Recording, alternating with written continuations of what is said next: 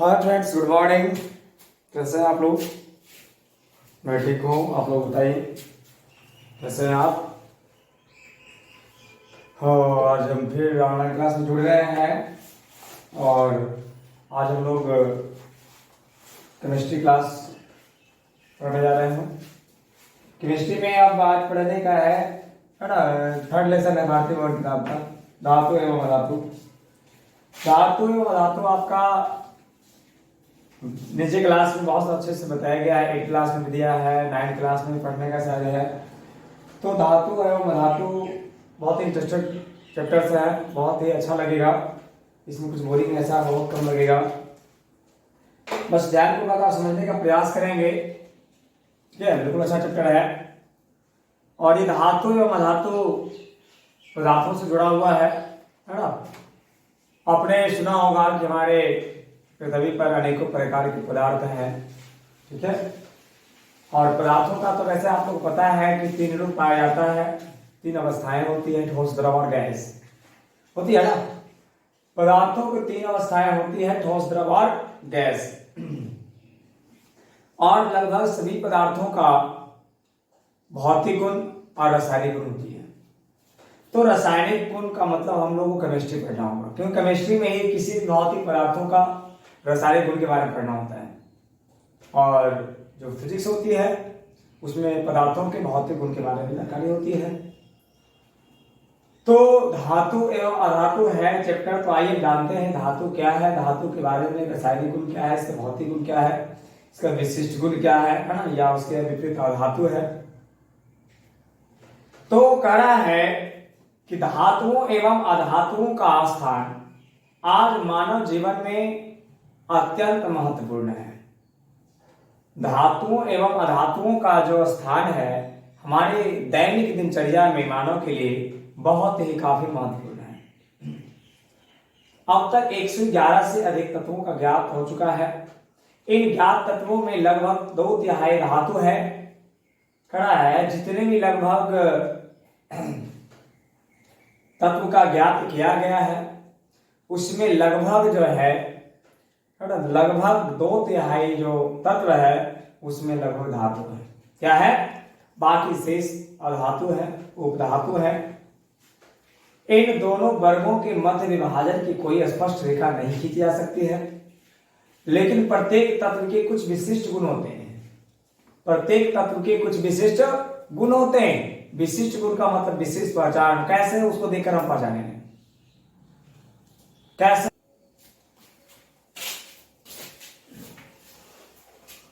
क्योंकि हर एक चीजों का एक विशिष्ट पहचान होना बेहद जरूरी है। कहा जाता है कोई इंसान हो तो इंसान को भी पहचानने के लिए इतने सारे इंसान हैं तो कुछ ना कुछ उसका विशिष्ट गुण होता है, ताकि उसको देखते साथ हम आसानी से पहचान सकते हैं। तो धातु और अधातु के बीच भी कुछ ऐसी विशिष्ट गुण होता होगा जिसको हम देखकर पहचान सकते हैं। इन्हीं विशिष्ट गुणों के आधार पर तत्वों को धातु एवं अधातु में वर्गीकृत किया गया है और वो विशिष्ट गुणों के आधार पर धातु और अधातु के रूप में बांटा गया है, क्योंकि हम देखने के बाद उसको स्पष्ट कर सकते हैं कि ये चीज धातु है, ये चीज अधातु है। बहुत सारे ऐसे गुण हैं, रासायनिक गुण भी है, भौतिक गुण भी है। कुछ आवर्त सारणी में इन दोनों प्रकार के तत्वों को एक ही काली टेढ़ी रेखा द्वारा अलग किया गया है। इस सारणी में बाईं तरफ का मुख्य धातुओं का स्थान है, दाईं तरफ अधातुओं का स्थान है। बाईं तरफ धातुओं का और दाईं तरफ अधातुओं का स्थान है।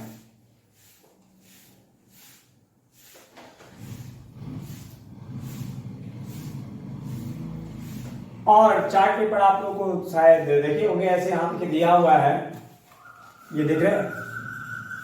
तो ये दाहिना ही हो रहा है, ये दाहिना तरफ। तो दाहिने तरफ क्या लिखा हुआ यहाँ स्पष्ट लिखा, धातुओं का स्थान है बाईं तरफ। बाईं मतलब ये इधर का जो साइड है ये टोटल आपका धातु वाला है, और इधर का जो साइड है आपका ये सारे जो है क्या है, अधातु का है। क्योंकि इधर का जो पार्ट है लगभग अधातु दिया गया है और ये सारा का सारा धातु का है।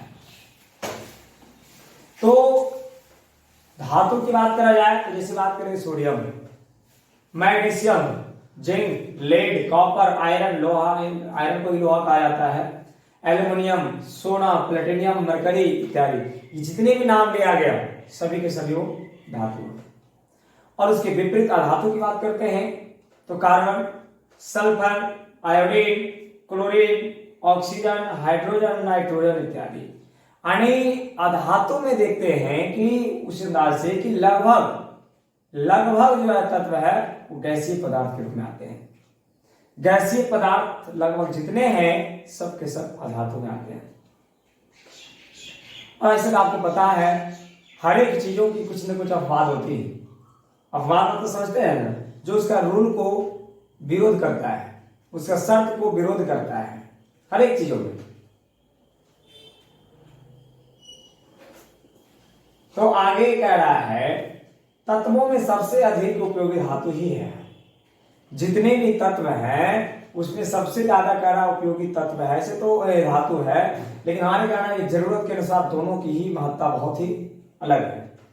किसी देश की उन्नति एवं समृद्धि का अनुमान वहां होने वाले धातुओं की खपत के आधार पर किया जा सकता है।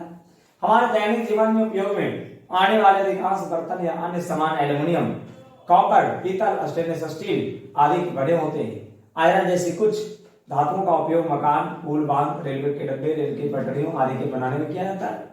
यानी कहा जा रहा है कि धातु जो है हमारे दैनिक जीवन में, हमारे दैनिक रोजमर्रा में कहीं न कहीं किसी प्रकार से उपयोग किया जा रहा है। अब हमें रेल का पटरी बनाना है तो बगैर लोहा नहीं बना सकते हैं। कोई इंडस्ट्री बनाना है बगैर वहां लोहा, एल्युमिनियम, कॉपर नहीं बना सकते हैं। बर्तन बनाना है धातु की आवश्यकता है। अगर अन्य किसी प्रकार की चीजें जैसे कि मकान भी बनाते हैं तो हम लोग है ना लोहा का इस्तेमाल करते हैं। तो ऐसे इसीलिए बताया गया है कि लगभग जितनी सारी हमारी जरूरतें हैं उन सबों में धातु का योगदान बहुत ही अच्छा रहा है, इसलिए हमारे लिए बहुत ही वो महत्व रखती है। कड़ा है कुछ धातुओं का सामरिक महत्व होता है जैसे titanium, chromium, manganese, zirconium, uranium इत्यादि। इन धातुओं का उपयोग सैनिक उपकरणों के निर्माण में, अंतरिक्ष विज्ञानकों को योजनाओं के तहत, राष्ट्र की आर्थिक क्षमता के विकास, राष्ट्र की सुरक्षा में किया जाता है। इसलिए ये तत्व सामरिक तत्व कहलाते हैं।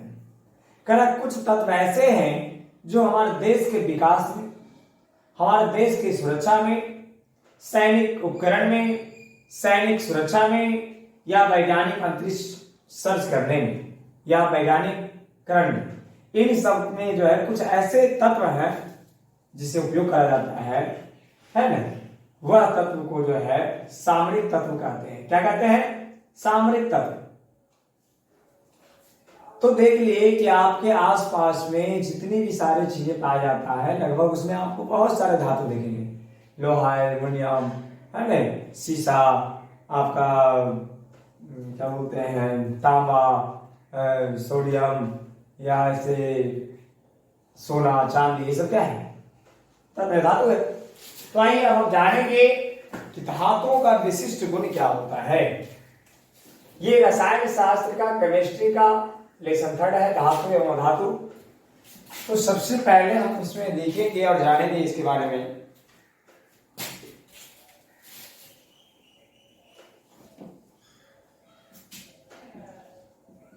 धातु एवं अधातु।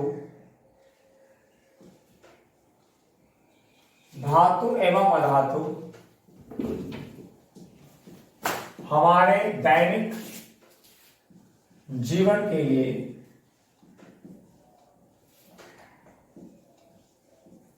काफी महत्व रखती है, हमें काफी महत्व रखती है।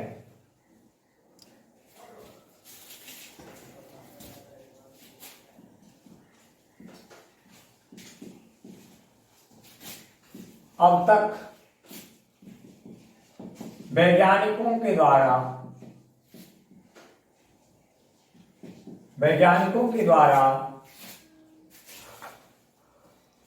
111 तत्वों से अधिक, अब तक वैज्ञानिकों के द्वारा 111 तत्वों से अधिक का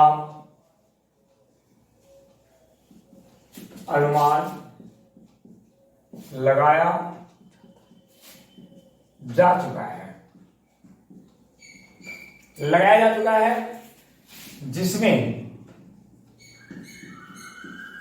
2/3, जिसमें कहा जाता है कि 2/3 धातु है और शेष अधातु है। तो बहुत इंटरेस्टिंग चीज है कि हमारे आसपास में पाए जाने वाले जो तत्व है उसमें 2/3 का धातु ही है। इससे स्पष्ट हो रहा है कि धातु की संख्या ज्यादा है, और ऐसे पता चलता है कि धातु की संख्या ज्यादा होने से हमें वो ज्यादा ही मदद पहुंचा रहा है, या हमारे लिए बहुत ही ज्यादा महत्व रखती होगी, है ना। ये बात को आप ध्यान में रखिएगा।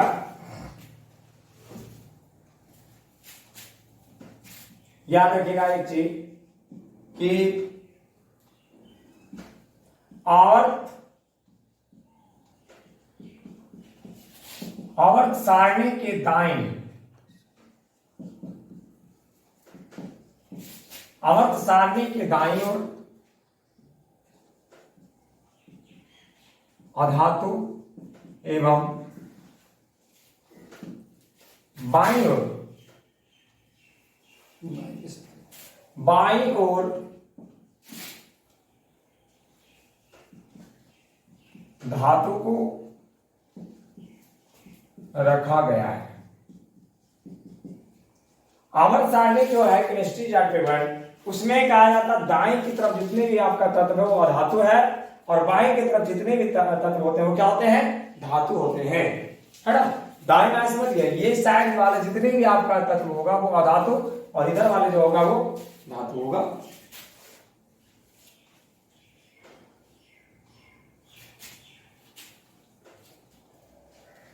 अब कहा जा रहा है यहां के बाद कि धातुओं का भौतिक गुण जो है क्या क्या हो सकता है, धातुओं का भौतिक गुण क्या क्या हो सकता है, इसे आप नोट कर लेंगे।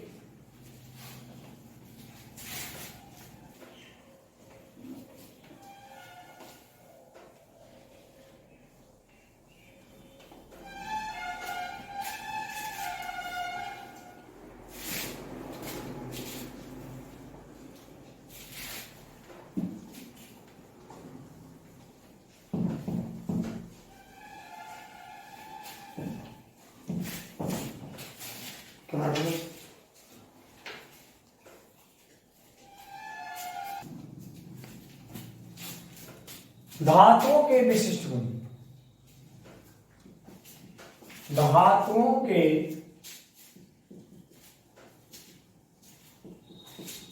विशिष्ट गुण। उससे पहले एक चीज आनी है कि धातु है क्या, धातु क्या है।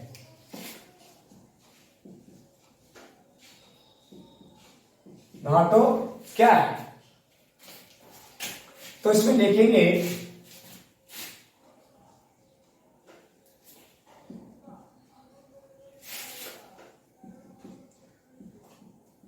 वैसे तत्व जो अत्यधिक कठोर, वैसे तत्व जो अत्यधिक कठोर, चमकीला, आघात वर्धनीय,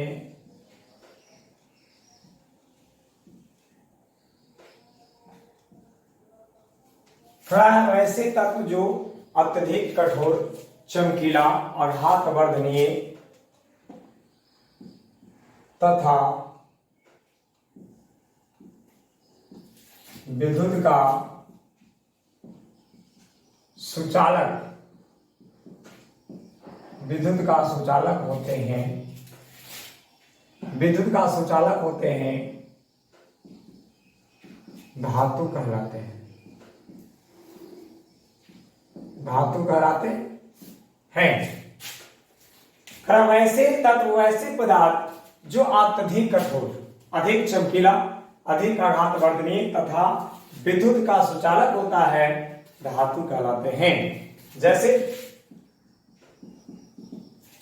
लोहा, चांदी, सोना, तांबा,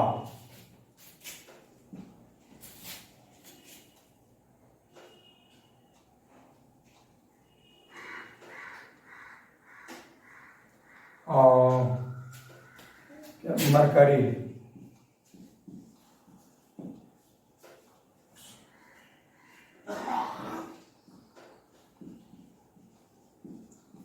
सोडियम इत्यादि,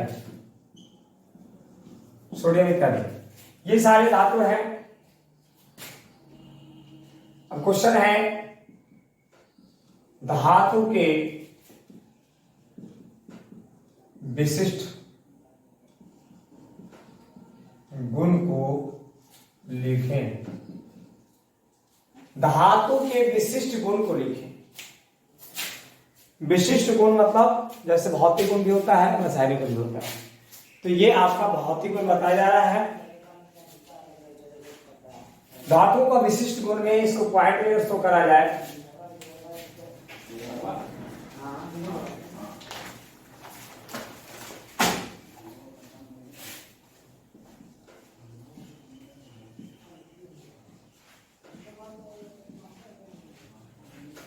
धातु जो होती है विद्युत धनात्मक,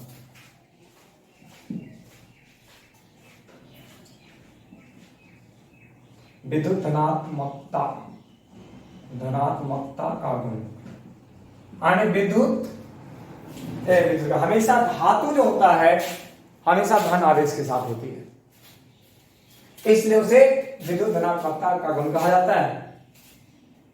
जो धातु होते हैं आघात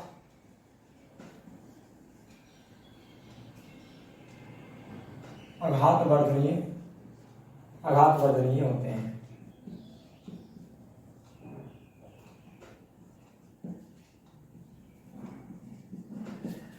आघातवर्धनीय होते हैं। विद्युत धनात्मकता का गुण होता है, आघातवर्धनीयता का गुण होता है तन्यता। तन्यता का मतलब क्या होता है कि किसी भी पदार्थ, किसी भी तत्व को उसको मुलायम कर जो है उससे रेशा निकाला जा सकता है, उससे तंतु निकाला जा सकता है, उसे तन्यता कहते हैं। जैसे सोना है तो सोना में तन्यता के कारण ही जो है जेवर या गहने को रूप में बनाया जाता है। अगर उसमें तन्य नहीं होती तो उससे जेवर इतनी जो महीन में डिजाइन बनती है उस तरह का जो बातें नहीं हो पाती। तो ऐसे नहीं कि शरीर की सभी धातु तन्य होती है, सभी धातु में तन्य नहीं होती है, लेकिन कुछ धातु में तन्य होती है, ठीक है। लेकिन धातुओं में तन्यता का गुण होती है।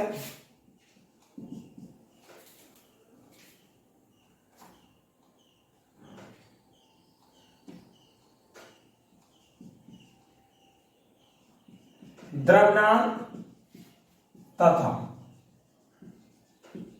क्वथनांक उच्च होते हैं। धातु के द्रव्यनांक और क्वथनांक क्या होते हैं? उच्च होते हैं।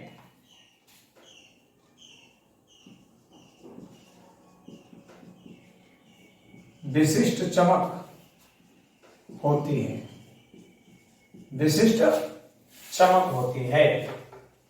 और साइंस के बारे में आपको पहले से तो पता ही है, क्लास में बहुत अच्छे से पढ़ने का था।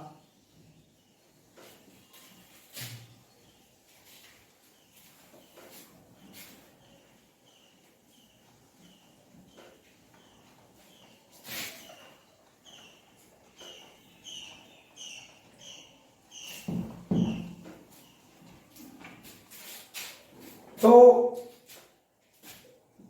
6 नंबर पॉइंट है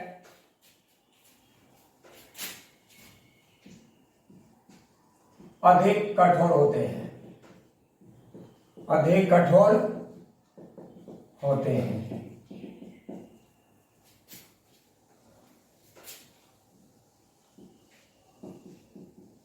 विशिष्ट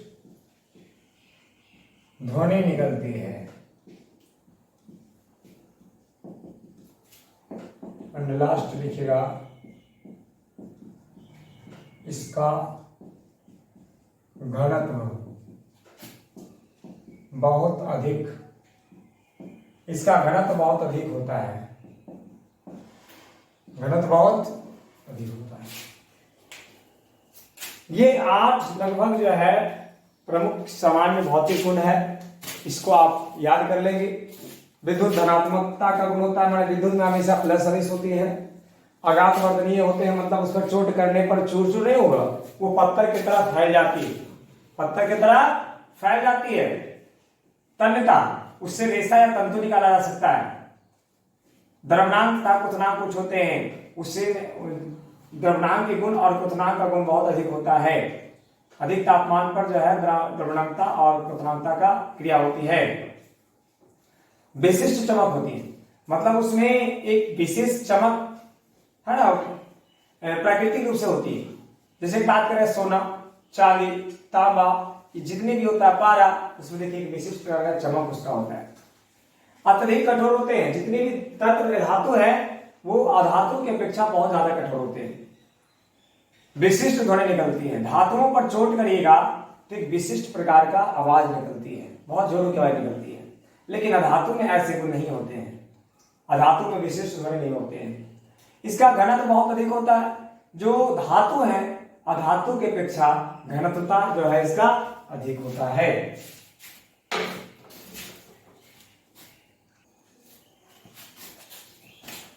यह एक छोटी सी प्रश्न है, द्विधर्मी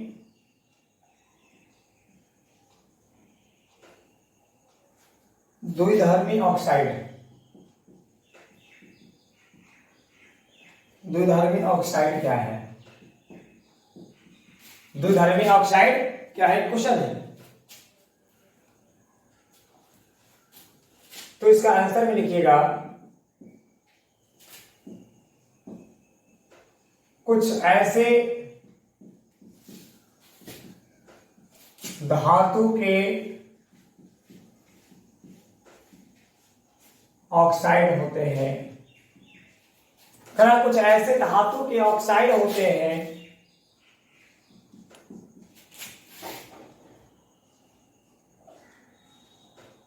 कुछ ऐसे धातु के ऑक्साइड होते हैं जिसमें अम्ल तथा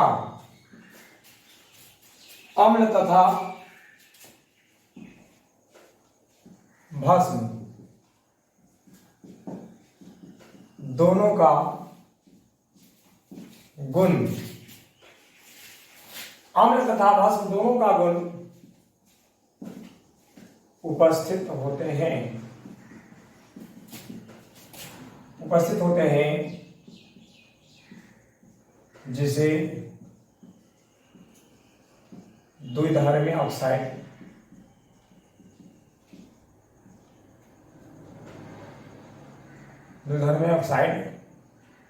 कहते हैं।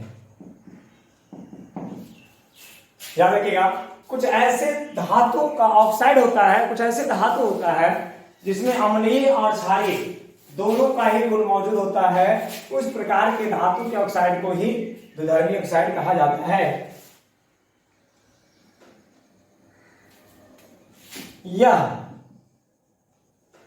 अम्ल तथा भस्म दोनों के साथ अभिक्रिया करते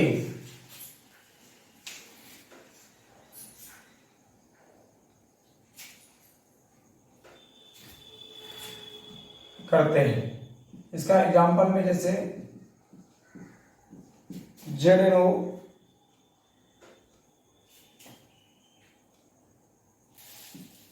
Al3O3 PbO BeO, ये सारे के सारे जो है द्विधर्मी ऑक्साइड का एग्जांपल्स है।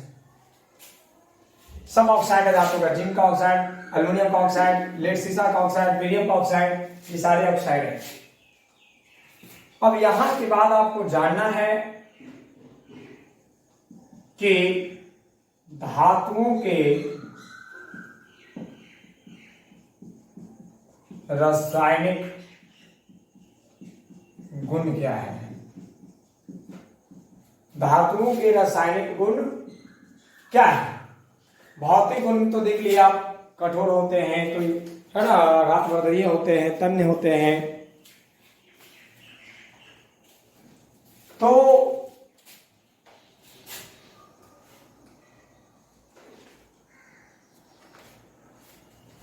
तो धातुओं के रासायनिक गुण का पहला पॉइंट में कहा गया है,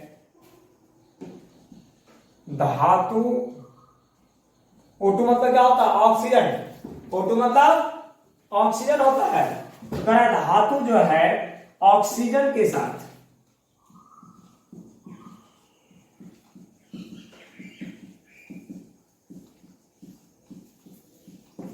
धातु क्या करती है, ऑक्सीजन के साथ सहयोग करती है। ये रासायनिक गुण आ गया। धातु जल का रासायनिक सूत्र है, धातु जल के साथ,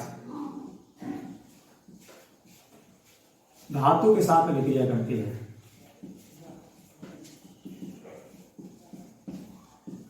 अभिक्रिया करती है।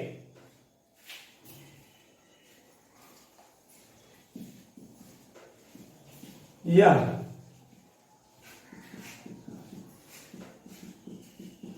अम्लों के साथ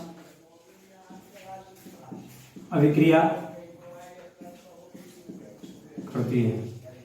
यह धातु है अम्ल के साथ अभिक्रिया करती है, जल के साथ करती है, ऑक्सीजन के साथ करती है। ऑक्सीजन को तो संयोग कर लेती है और संयोग करके जो है धातु का ऑक्साइड बना लेती है। ठीक है। और भी है ना, ये देखिए, इसके धातु एवं अधातु के लवणीय विलयन के साथ अभिक्रिया होती है। तो ऐसे ऐसे गुण होते हैं।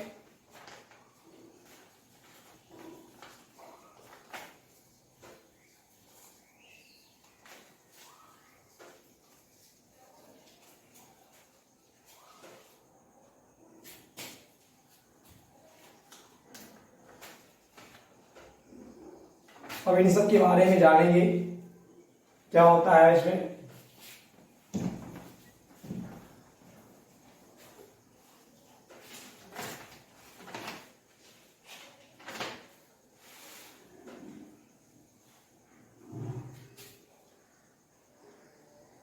तो अब ये हम फर्स्ट नंबर पॉइंट को जानेंगे कि कोई भी धातु ऑक्सीजन के साथ सहयोग करती है। तो यहां लिखेंगे धातु का ऑक्सीजन के साथ संयोग। अगर कोई भी धातु का ऑक्सीजन के साथ संयोग होता है तो क्या होता है। तो लिखेंगे कोई भी धातु ऑक्सीजन के साथ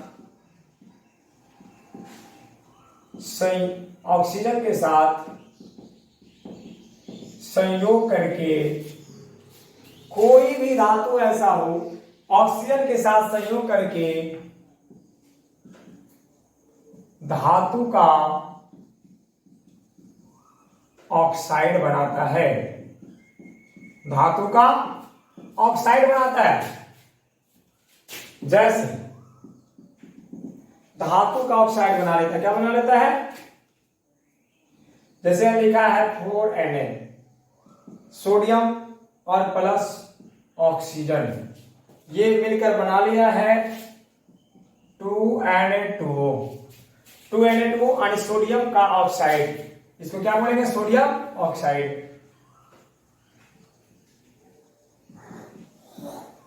2Mg प्लस O2, ये बना लेगा 2MgO, मैग्नीशियम ऑक्साइड। तो ऐसे भी कई धातु हैं।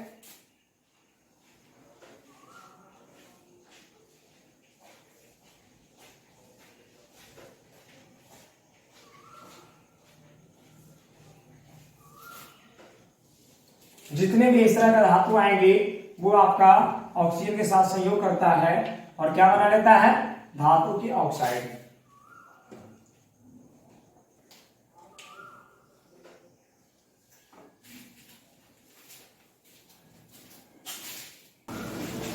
धातु का अम्ल से भी अभिक्रिया होती है, अम्ल के साथ अभिक्रिया होती है, तो इसमें क्या होता है कि धातु प्रायः अम्ल के साथ, धातु प्रायः अम्ल के साथ अभिक्रिया कर, धातु प्रायः अम्ल के साथ अभिक्रिया कर हाइड्रोजन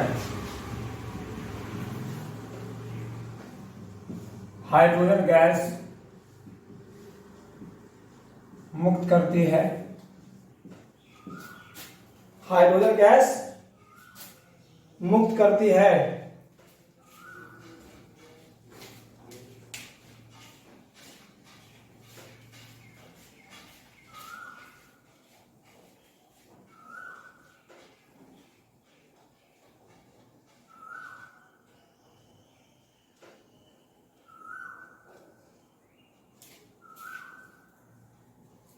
हाँ, यहाँ पे लिखा है कि धातु प्रायः अम्ल के साथ अभिक्रिया करके हाइड्रोजन गैस को मुक्त करती है।